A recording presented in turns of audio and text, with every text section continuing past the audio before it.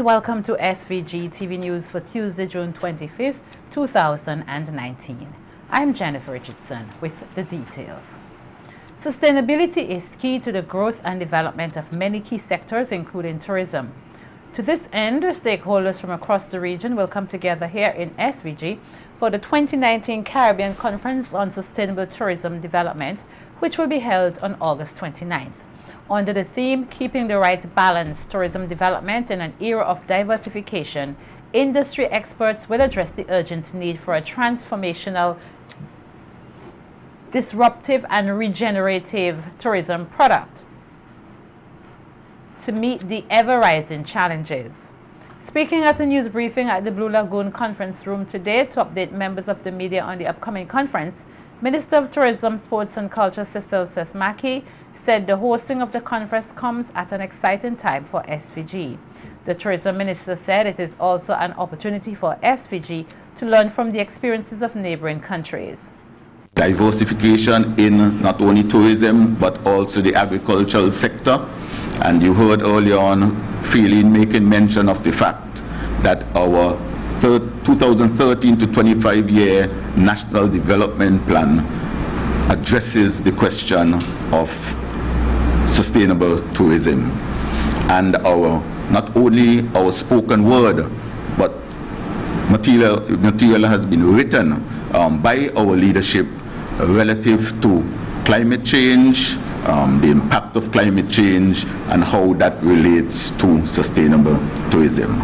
So we would be bringing to the table not only the fact that St. Vincent and the Grenadines, that we are known to be excellent hosts, that we have some of the most friendly people on earth, and that we have not only walked the walk, but we also talk the talk as well as walk the walk. Climate change is one issue which threatens the sustainability of many sectors, including tourism, and it will be discussed at the conference. CTO Communication Specialist Johnson John Rose said the conference will give member countries an opportunity to discuss innovative ways to tackle climate change and its effects. Of waste production and working with another country to plan a different conference later on this year, and one of the things that came up is the issue of festivals and stuff, and how do we deal with waste. Well, there are lots of ideas. How do we regenerate to make sure that the same products are there and we can use them and repeat and reuse and reuse and so that's part of what we need to do. So this conference allows us to touch on some of this. How do we regenerate the products to this and all of the other challenges that they do. It also allows us to demonstrate that there is a need for the way we plan our destinations, for the way we manage our destinations, for the way we market our destinations. So this theme that we've chosen along with St. Vincent and the Grenadines will allow us to do things like this, and also to develop the sustainability frameworks. Chief Executive Officer of the SVG Tourism Authority, Glenn Beach, also addressed the news conference and said SVG is one of the most diverse tourism destinations in the region, with unique features and various natural resources. Beach said the CTO conference will allow tourism stakeholders from across the region to learn more about best practices which can be adopted to help maintain natural resources, which will in turn promote tourism sustainability. I think one of the more important parts of this whole conference, in my opinion, is that of localized tourism and making sure that communities benefit from tourism, because as much as we speak about tourism and so on, if the man on the ground is not benefiting, then it really makes no sense. So it's to make sure that the communities benefit. I spoke about Rose Hall briefly and their community. That for me is one of the bigger discussions. I think about 8 years ago when we did the tourism development project, which included Darkview Falls. A big component of that project was to deal with communities, and I think National Rivers, Parks and Beaches Authority, they've done a pretty good job. There's always room for improvement, and part of this whole thing also is going to be best practices. I think every Caribbean country has its strength in terms of something that it does probably better than their neighbor does, and so it's to learn off of each other also to see how we can improve it. The SVG Community College will continue in its efforts to give the nation's youth the tools necessary to write their own legacy. So says Director of the SVG Community College, Nigel Scott, as he addressed the 10th amalgamated graduation ceremony of the college earlier today at the Victoria Park, where over 800 students from the 3 divisions of the college ended an important chapter of their academic lives. Scott said 2019 is another successful year for the institution as students continue to display excellence in sporting and academic disciplines. Continue to do quite well, as evidenced by the results they produce at internal and external examinations, as well as in extracurricular activities.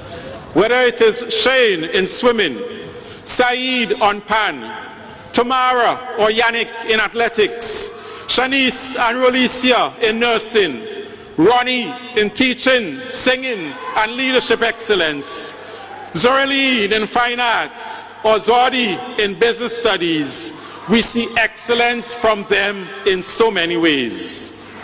It is unfortunate that the few detractors who make a big splash with their negative vibes often are the ones that attract the most media attention. Nevertheless, we will persist with encouraging our students to explore their talents and skills, and in so doing, redefine success by creating their own legacy. The SVG Community College director said the institution continues to explore more avenues for the nation's youth to charter their own future, and highlighted new programs and initiatives which will assist in this regard. It's been another successful year at the SVGCC, with the commencement of the full-time Bachelor's in Nursing program at the Division of Nursing Education, 3 Masters in Education programs, the resumption of the Architecture and Building Construction program after the successful refurbishment of the ABC Workshop block funded by the Caribbean Development Bank.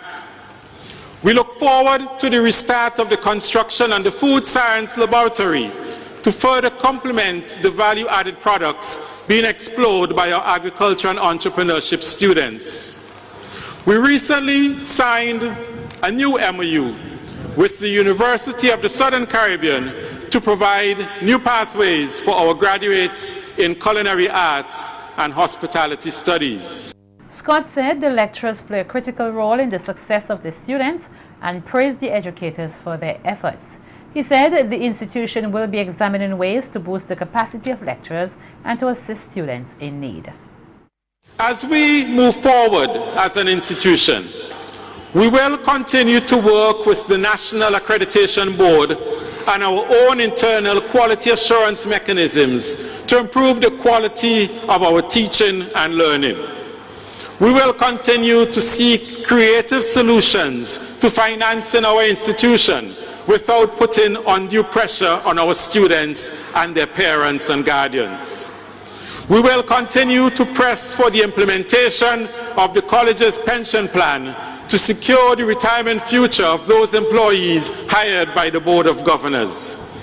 We will continue to seek opportunities to assist those who do not matriculate into the regular programs of the SVGCC. We will continue to embrace our country's development agenda to advance our nation of St. Vincent and the Grenadines. Be disciplined, humble, and believe in yourself. That's the advice given by featured speaker at today's graduation ceremony of the SVG Community College, Dr. Kishore Shallow, who now serves as Vice President of Cricket West Indies. Over 800 students from the Division of Teacher Education, Nursing, Technical Vocational Education received their certificates today at a graduation held at the Victoria Park. Speaking on from his own experience vying for the position As Vice President of CWI, Dr. Shallow encouraged the graduates to be tenacious in the pursuit of their dreams. Earlier this year, when I approached a gentleman who has served on Cricket West Indies, or West Indies Cricket Board as you may know it, he has served for the last 20 years, and I went to him and asked for advice and support. He told me it was not the right time. He said I will lose if I run now, and I need to spend more time on the board and get much needed experience. Of course, I ignored him, and a few weeks later, I was elected as the Vice President of Cricket West Indies. My message to you is to have self-belief, determination, be self-focused and discipline, and with those you can accomplish anything. Be tenacious and genuine, and that is how the famous French fashion designer Christian Louboutin puts it. He also encouraged the graduates not to forget those who assisted them to accomplish their dreams. Gratitude goes a long way.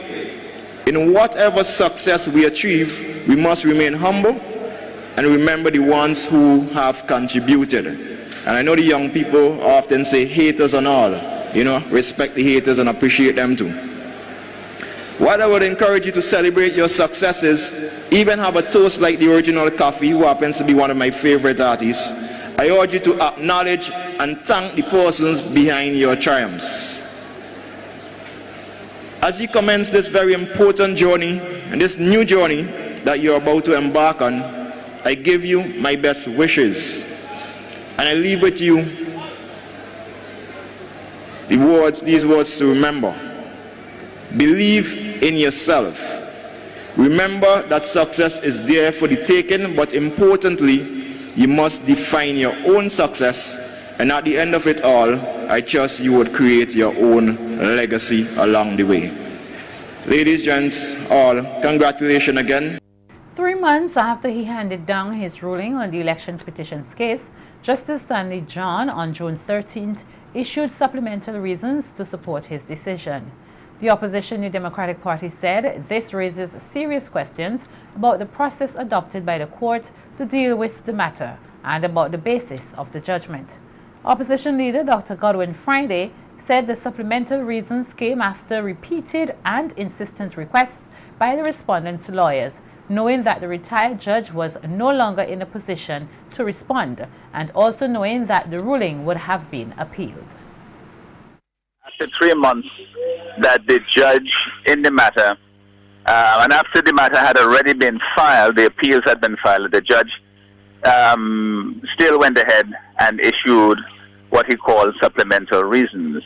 There are legal objections to that as well, because as the lawyers have advised, these are matters that usually when a judge has rendered his judgment, that's the end of it, and it goes to the appeal court if you have a problem with the judgment. So these are all things that will be raised in the appeal process. But of course, we were very concerned about the request that was made for the judge to continue to act in the matter even after his term of appointment had expired. The retired judge was reappointed as a judge of the Eastern Caribbean Supreme Court and assigned in Antigua, which enabled him to give his new written reasons for his decision to dismiss the petitions. Dr. Friday said this development was surprising, noting that they disagree with such a move, as the next step was for the respondents to take their concern to the appeal court. He said that the petitioners are confident more than ever that they have a sound legal basis for their appeal. Respondents' lawyers, the suggestion that the court may reappoint him simply to deal with that matter, that seems to me, it's very unusual, unprecedented, as I said in the statement, that this would be taking place. And so it raised those concerns for us. And then there's a question, of course, of, how it affects the appeal going forward, the appeal having been filed. And how can the judge in this instance be still continuing to act in the matter when the matter really is in the jurisdiction of the Court of Appeal? These are all legal questions that have to be resolved as the matter goes forward. And we're confident that the judge did not act in accordance with normal principles, and that it would not be upheld by a court of appeal. So, the appeal goes ahead. Both appeals in the Central Leeward and North Leeward, they go ahead, and we are prosecuting them as vigorously as we've done with respect to the trial itself. Judge Stanley John, in his supplemental reasons, rejected the claims and evidence of the petitioner Lauren Batiste and maintained his original decision dismissing the petitions.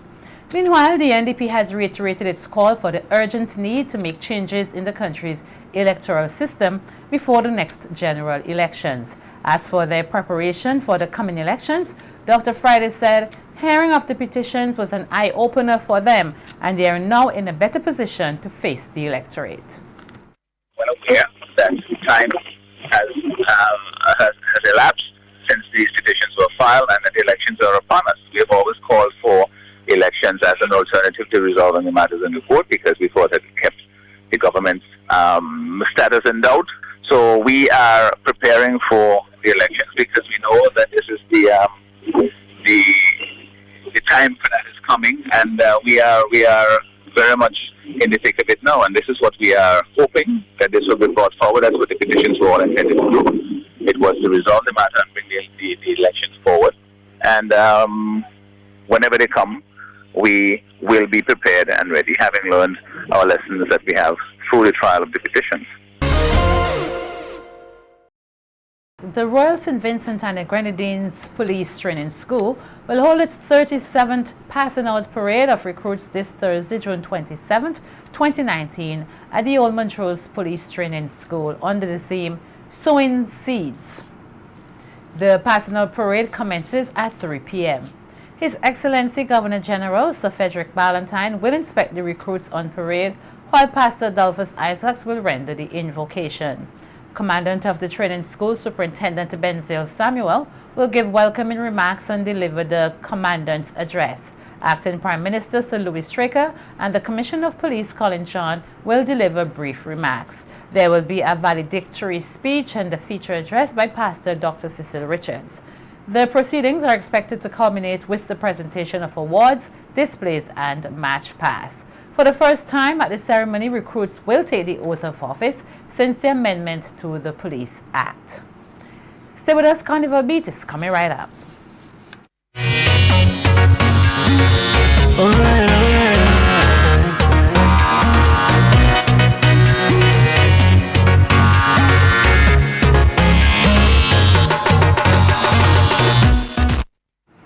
Welcome to Carnival Beat. Newly crowned Queen of Calypso, Chanel Mackenzie, is still on a high after winning last Sunday's competition. Mackenzie, who has been in the Calypso arena for some 26 years, told SVG-TV News via a telephone interview that her win came at a time when she was thinking of giving up on Calypso.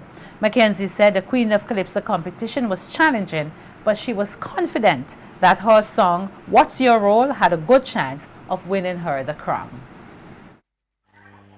Believe it.